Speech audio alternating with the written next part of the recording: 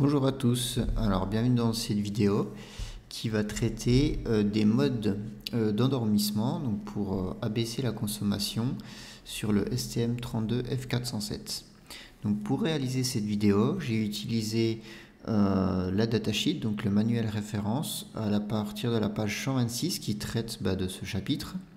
J'ai utilisé le support de cours que je vous ai fourni ainsi que QIDE pour vous faire quelques exemples avec la carte qu'on va voir ensemble. Alors, je vais prendre le support de cours, donc les modes de basse consommation pour le STM32F407. Donc, dans le STM32F407, lorsque vous exécutez un programme de façon classique, il s'exécute en mode qu'on appelle Run. En plus de ce mode Run, il existe trois autres modes de fonctionnement qui vont, pour certains drastiquement, abaisser la consommation. Le premier est le Sleep Mode, le deuxième est le Stop Mode et le troisième est le Standby Mode. Il y a quand même une différence notable, c'est que le Stop Mode et le Standby Mode sont des modes un petit peu similaires, alors que le Sleep Mode est plus proche du Run. Dans cette vidéo, et lorsque l'on va traiter des modes de basse consommation, on va utiliser certains vocabulaires et certains mécanismes en fait, que vous retrouverez également dans la datasheet, le manuel référence. Le premier mécanisme, c'est le WFI, pour Wait for Interrupts. Le deuxième, c'est le WFE pour Wait for Events. Et le troisième, c'est le Sleep on Exit. Alors cette vidéo, elle va uniquement vous montrer des exemples avec le WFI, Wait for Interrupt. Qu'est-ce que c'est que ces mécanismes? Donc, comme son nom l'indique, WFI va pouvoir subordonner le réveil, pas l'endormissement, le réveil du microcontrôleur, donc le passage dans un des trois modes de basse consommation au mode Run, lorsqu'une interruption va se déclencher. Et plus précisément, à la fin de la routine d'interruption, lorsqu'on sort de la routine d'interruption. WFE, en fait, c'est une interruption, mais qui ne déclenche pas de routine d'interruption. En fait, l'interruption arrive, elle sonne, mais le NVIC, là, il ne va pas router l'interruption sur une ISR. Donc, vous n'exécutez pas le code de l'interruption.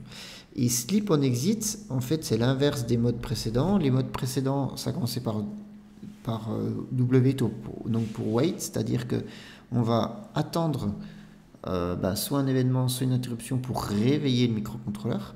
Et Sleep on Exit, c'est l'inverse, c'est-à-dire que lorsqu'on cette interruption s'exécute, on va exécuter l'interruption et après on va endormir le microcontrôleur. Alors, ces modes de fonctionnement, ils découlent de deux bits principaux qui, je vous le rassure, lorsqu'on va utiliser la HAL, vont être abstraits pour vous. Mais il est nécessaire pour moi de vous les montrer pour que vous compreniez bien. Alors, dans le STM32F407, en gros, il y a le mode endormi et le mode endormi profondément, ce qu'on appelle le Deep Sleep.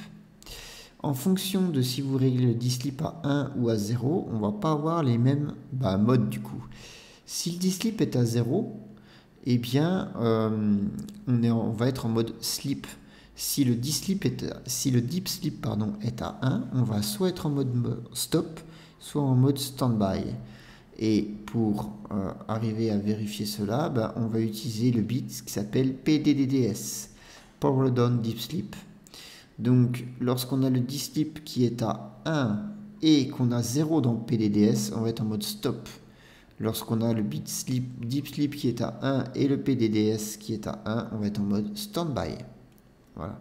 Et ensuite, il y a un autre bit qui est intéressant, c'est LPDS, puisque, comme je vous l'avais présenté tout au début de la présentation du STM32F407, en fait, le STM32F407 dispose d'un régulateur de tension interne. Pour pouvoir économiser de l'énergie, vous pouvez désactiver ce composant. Alors, uniquement dans les modes Stop et les modes Standby. Et donc, il suffit de mettre ce bit à 1 pour le désactiver. Alors, voici les trois modes de fonctionnement et un tableau extrait de la datasheet qui finalement résume un peu tout. Donc, dans ce tableau, on voit les trois modes, le Sleep, avec sa variante Sleep on Exit, le stop, le stand-by. Premièrement, comment est-ce qu'on fait pour entrer, pour endormir le microcontrôleur, pour entrer dans un de ces trois modes? Alors là, c'est tout simple, on utilise une fonction de la HAL. Seulement, avant d'utiliser cette fonction, il faut être sûr de comment on va en sortir. Donc il faut programmer le microcontrôleur pour pouvoir en sortir. Pour le mode sleep, c'est facile, il suffit d'avoir réglé une interruption, donc on pourra utiliser WFI, ou un événement en utilisant WFE. Pour le mode stop, il faut régler les bits que je vous ai présentés précédemment, c'est-à-dire PDDS, LPDS et puis le sleep dip. Et puis après, vous pouvez utiliser soit une interruption avec WFI, wait for interrupt, soit un event, wait for event. Et pour le standby, c'est exactement la même chose que le stop mode, sauf qu'on a mis le PDDS ici à 1, au lieu d'avoir mis à 0 ici. Alors par contre, on a configuré ça comme ceci, mais la manière dont vont être réveillés va dépendre du mode. Donc en mode sleep, si vous avez fait un événement ou une interruption, il suffit que cet événement ou cette interruption arrive pour réveiller le microcontrôleur. En mode stop, c'est à peu près pareil. Et ici c'est marqué NIXTI line, donc toutes les interruptions qui vont concerner uniquement les interruptions externes, EXTI. Et là, c'est très important, c'est une première différence avec le sleep. Avec le sleep, n'importe quelle interruption pouvait réveiller. Par exemple, une interruption sur la réception de l'UART pouvait réveiller de passer de sleep à run. Pour un mode stop, il faut que ça soit uniquement une interruption sur un bouton externe. Donc c'est très important. Et donc, par exemple, ici, l'UART, ça ne va pas marcher. Et le standby, c'est encore pire. C'est pas n'importe quelle pin externe, c'est une seule pin en particulier nous concernant dans l'exemple là. Il y en a 3 en fait. Vous irez plus loin dans la datasheet si vous êtes intéressé pour savoir lesquelles. Mais il y en a une qui est reliée à PA0. C'est le bouton bleu de notre carte Discovery. Donc ça va bien nous être utile. Ou alors la RTC. Donc une alarme de la RTC. Chose que je vais faire en exemple. Alors ça, c'est comment est-ce qu'on endort. Comment est-ce qu'on réveille? Maintenant, quels sont les effets? Sur le mode sleep, on a uniquement la clock du microprocesseur qui est déconnectée. Tout le reste fonctionne. Alors qu'en mode stop et en mode standby, c'est tout ce qui est alimenté en 1,2 volts et toutes les clocks, y compris les oscillateurs HSE et HSI, qui sont les oscillateurs externes que vous pouvez mettre, sont déconnectés. Le régulateur de tension, il est toujours connecté en sleep. En stop, on peut choisir et en standby, il est déconnecté. Voilà les effets. Alors, quelques petites illustrations pour montrer ça. En stop mode, donc en stop mode, vous avez le microprocesseur qui est endormi, mais vous avez également tous les périphériques qui sont endormis. Vous voyez, l'ADC, le DAC, le CAN, l'UART, les timers, le SPI, etc. Tout ça est endormi. Donc faites très attention. Ça veut dire qu'ils ne fonctionnent plus. Ils n'ont plus d'horloge. En mode stop, le CAN, le LID ne fonctionne plus. Par contre, tout ce qui est dans la RAM est préservé. Donc tout ce que vous aviez enregistré comme données est préservé. En mode sleep, c'est juste le microprocesseur qui est déconnecté. Par contre, tous les autres restent connectés. Ainsi, si vous avez une interruption qui provient du CAN, de l'USART, etc., vous pouvez faire un réveil sur une de ces interruptions. En mode standby, c'est le mode le plus endormi, si on peut dire. Il va endormir absolument tout. Et attention, il va également perdre les données qui sont dans la SRAM. Donc là, c'est complexe, hein, parce que tout ce que vous avez fait comme calcul est perdu. Sauf le backup domain, mais le backup domain ne concerne que la RTC. Donc tous les périphériques sont désactivés, sauf la RTC, puisque la RTC permet de le réveiller. Pour terminer, une petite photo que j'ai prise du site de ST qui vous montre les consommations moyennes. Alors nous, on est avec un STM32F407, hein, donc on va regarder les lignes bleu ciel ici. On peut voir que sur le mode Run classique, on consomme à peu près 238 microampères par MHz que vous avez configuré. Donc si vous mettez votre carte à 160 MHz, vous configurez grosso modo 40 mAh. En mode stop, en stop mode, vous descendez à 280 microampères. Et en mode standby, vous descendez à 3 microampères. Donc vous voyez, hein, la différence, elle est phénoménale. Par contre, vous avez compris également que vous avez de fortes contraintes. Ok, et bien je vous propose de mettre ça en œuvre sur CubeMX, sur CubeIDE, pardon. Donc j'ai lancé CubeIDE, j'ai déjà fait un petit projet, je vais quand même vous montrer de quoi il retourne. Dans ce projet, qu'est-ce que j'ai fait? J'ai activé, alors, ma clock externe, donc mon quartz externe de 8 MHz. J'ai activé une sortie ici, la LED verte sur PD12. J'ai configuré le bouton poussoir comme une interruption externe. Ensuite, j'ai utilisé USART2, 9600 en baud par seconde du classique. Hein. Ok. Ici, Serial Wire pour faire du debug, comme d'habitude dans le système. Ici. Et enfin, j'ai utilisé la RTC. Voilà. Je ne rentre pas dans les détails de la RTC, vu que normalement, vous devriez savoir comment est-ce que ça marche. Donc, j'ai utilisé la RTC. J'ai juste bien activé les interruptions de wake-up sur la RTC. Ici. Voilà. Et donc, on va un peu se servir de tout ça pour faire des exemples sur les 3 modes de fonctionnement. Alors, c'est parti. Tout d'abord, je vais vous montrer l'utilisation du sleep mode. Donc, j'ai généré mon code. J'inclus la bibliothèque string.h parce que je vais faire des chaînes de caractères pour pouvoir les afficher. Dans mon main, j'ai le code qui est généré avec l'initialisation de tous mes registres nécessaires. Ensuite, dans la boucle while 1, voici ce que je vous propose comme petit programme. Je vais utiliser la LED numéro 12, ici, avec un mode toggle pour changer son état toutes les 200 millisecondes. Je vais faire ça une vingtaine de fois. Donc ça va faire clignoter la LED de façon assez rapide. Puis, je vais utiliser USART2 pour envoyer un message. Alors ici, je suis en mode sleep. J'ai désactivé les autres, hein, parce que vous avez compris, ça va être les autres modes. Donc je vais mettre going into sleep mode. J'envoie ça sur UART2 et avec Putty qui est ici, je vais pouvoir récupérer tout ça. On va reset le terminal pour voir comment ça se passe.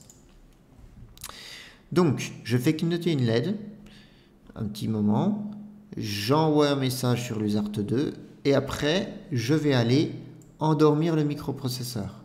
Donc, je vais utiliser le sleep mode. Donc, toutes les fonctions vont commencer par HL_PWR ou power. Et ensuite, vous, avec contrôle et espace, hein, vous pouvez voir l'autocomplétion. Et je vais utiliser Enter Sleep Mode. Alors, Enter Sleep Mode, on va aller voir ce que c'est. C'est une fonction qui nécessite 2 paramètres, Regulator et Sleep Entry. Sleep Entry va me permettre de savoir quel est le type d'entrée. C'est le tableau que je vous ai montré tout à l'heure. Vous pouvez choisir WFI pour Wait for Interrupts. Vous pouvez choisir WFE pour Wait for Events. Moi ici, je fais des exemples avec des interruptions, donc je vais mettre WFI. Et ensuite, pour régulateur, c'est si vous voulez garder le régulateur principal ou non. Dans mon fichier principal, j'ai décidé de le garder tout le temps. Ça, vous pouvez le désactiver, ça va vous permettre d'économiser un peu d'énergie. Attention néanmoins si vous faites cela. Dans la carte Discovery, nous avons des régulateurs externes qui vont permettre de garantir une certaine tension. Si vous utilisez une carte maison alimentée par une pile sans régulateur, je vous déconseille plus que fortement de désactiver ça parce que vous n'aurez aucune régulation de la tension et vous pouvez endommager votre microcontrôleur si la tension devient trop faible par exemple et donc le courant trop fort. Ok. Alors, avant de faire ceci, vous avez remarqué que j'ai utilisé cette fonction HAL, suspend tick. Pourquoi? Eh bien parce que le sysTick, qui est utilisé dans HAL pour faire par exemple les HAL delay, c'est un petit timer, mais ce timer, il utilise des interruptions pour son propre fonctionnement. Toutes les millisecondes, il va y avoir une interruption qui va se déclencher. Bien évidemment, je ne veux pas que cette interruption influe sur mon sleep mode. Moi, je veux aller réveiller mon sleep mode avec mon bouton poussoir dans l'exemple. Donc, avant d'entrer dans le sleep mode et avant d'entrer dans tous les autres modes, ça va être valable pour les autres modes également, je vais désactiver le sysTick avec suspend tick. Bien sûr, une fois que je me réveille, je vais faire un résumé. Donc ici, en fait, qu'est-ce qui va se passer après cette ligne? Il va être endormi jusqu'à ce qu'il trouve une interruption. Comme j'ai réglé l'interruption sur le bouton poussoir, il suffit d'appuyer sur le bouton poussoir. On va exécuter l'ISR du bouton poussoir. On peut aller la voir ensemble. L'ISR est XTI0 IRQ handler. On voit que dedans, il n'y a rien du tout en fait. Juste rien faire. Et en fait, ça va réveiller mon microcontrôleur et en mode sleep mode, il va aller à la ligne d'après. Je vais résumer le sysTick et puis après, je vais renvoyer un petit message pour dire que j'ai été réveillé du sleep mode. Voilà. Alors, on va tester ça tout de suite.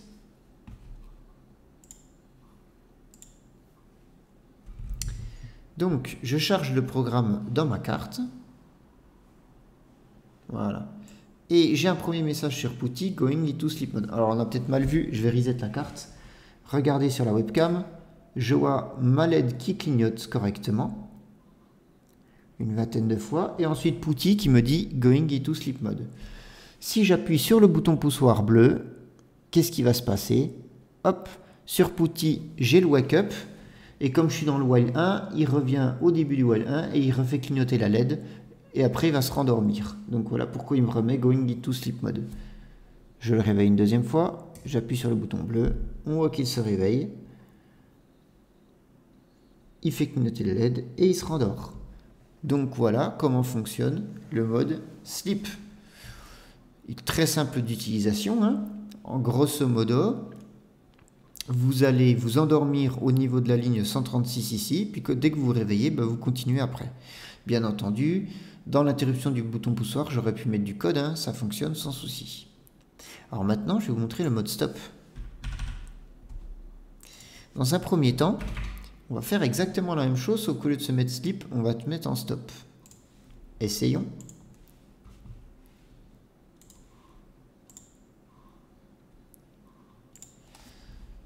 Je vais reset un peu le terminal pour que ça soit un petit peu plus clair. Et alors j'ai oublié, je vais juste changer ça. On va se mettre ici en mode stop.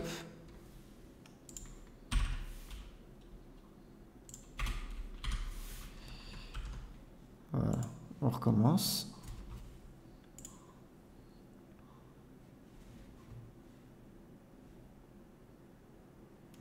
On voit ma LED qui clignote et il est dans le stop mode.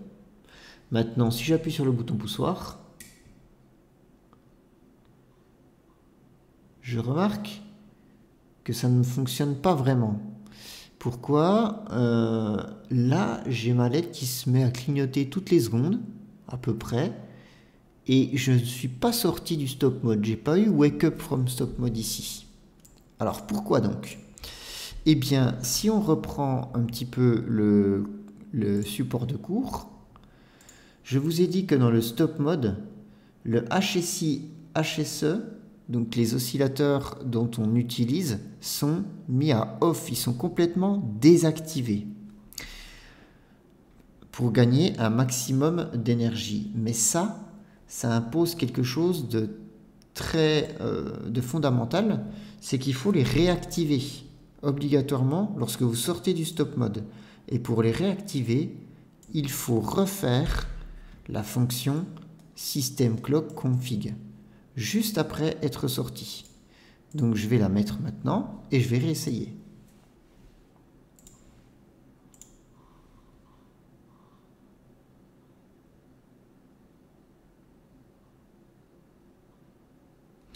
Mes LED clignotent, je rentre dans le stop mode. Maintenant, si j'appuie, je vois bien que je suis sorti du stop mode.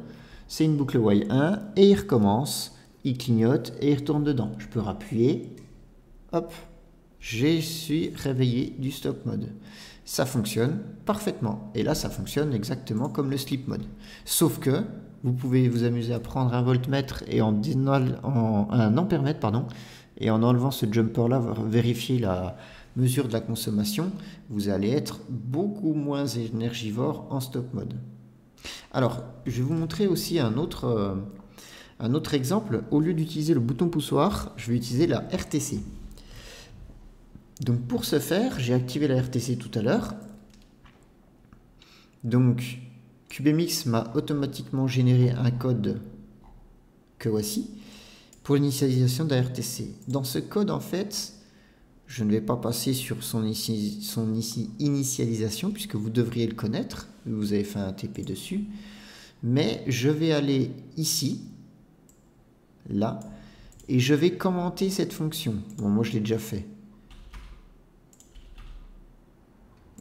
Pardon. Quand vous arrivez, si vous refaites à la maison la vidéo, vous allez avoir ceci. Ça, c'est pour configurer l'interruption. Nous, on va le faire dans le main. Donc ça, je le copie-colle et je l'ai mis ici. Alors là, maintenant, je vais faire ça. Qu'est-ce que c'est que cette fonction? Cette fonction-là va configurer une interruption sur le timer pour qu'il se réveille, pour que la RTC se réveille à un certain temps. Ce temps est configurable ici.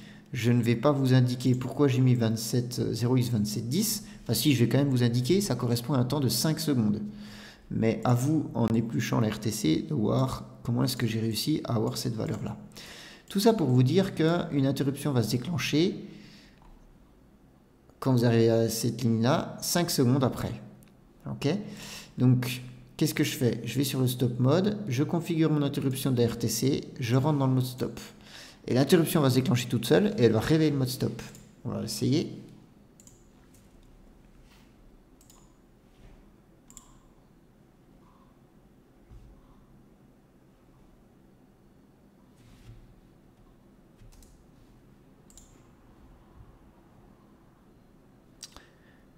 Alors, ça allait un peu vite, je vais appuyer sur le bouton reset. Voilà. Donc, la LED clignote. Ensuite, je rentre dans le stop mode. Vous pouvez compter à peu près 5 secondes. Hop, j'ai été réveillé du stop mode. Ça reclignote, je vais rentrer dans le stop mode, parce que c'est un Y1. Et là, j'attends 5 secondes. Et c'est réveillé. C'est ma RTC qui réveille mon stop mode automatiquement. Dernier exemple que je veux vous montrer, c'est le mode standby. Alors, je vais me mettre comme ceci. Je vais l'activer là. Je vais changer mes chars pour que ça soit un peu plus correct, vu qu'on est en mode standby. Voilà. Alors, le mode standby, il est un petit peu particulier, vous allez voir.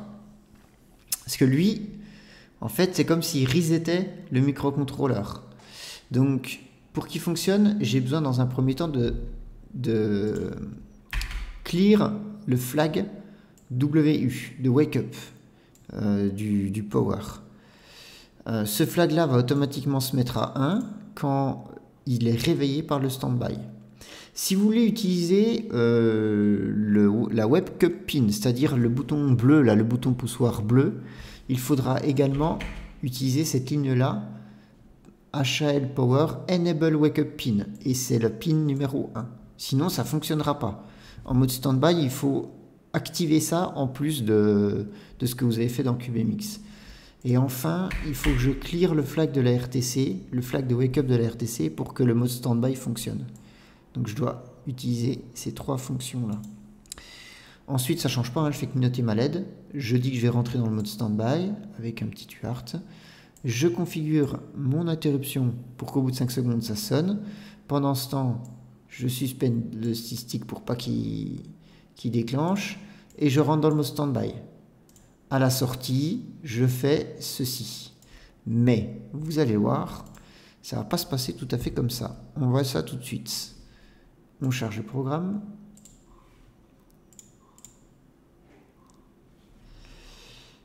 On va reset ici. parce qu'il était il tournait encore dans le stop mode. Voilà.